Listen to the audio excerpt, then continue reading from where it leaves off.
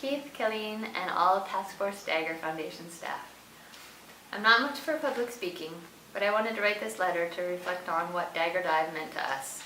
This is what I thought about, and I wanted to share now that I've had time to process it.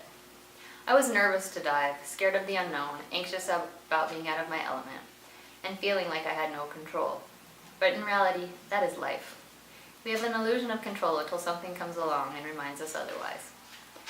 I have felt exactly the same way over the past several years as I've dealt with my husband's stage 4 cancer diagnosis and being told that his 5-year survival rate is less than 17%.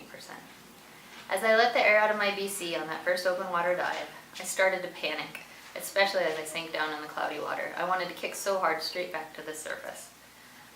But I took some slow, deep breaths, and as I hit the sandy bottom and opened my eyes, I saw my instructor Dave, his son Connor, and my husband Sean all looking at me with concern and waiting for me to give the okay sign.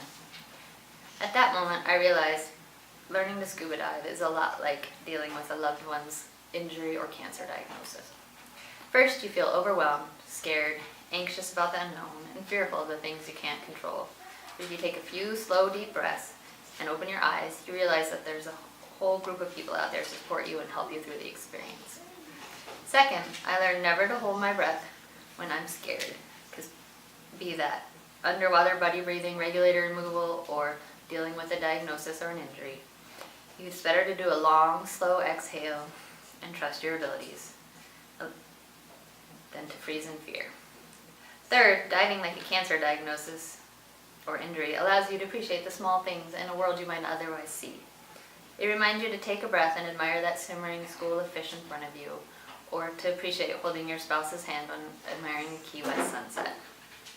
Finally, when the dive is over and you ascend to the surface and see the sun shining on your dive boat, you realize that no matter what struggle life throws at you, something good is always waiting for you.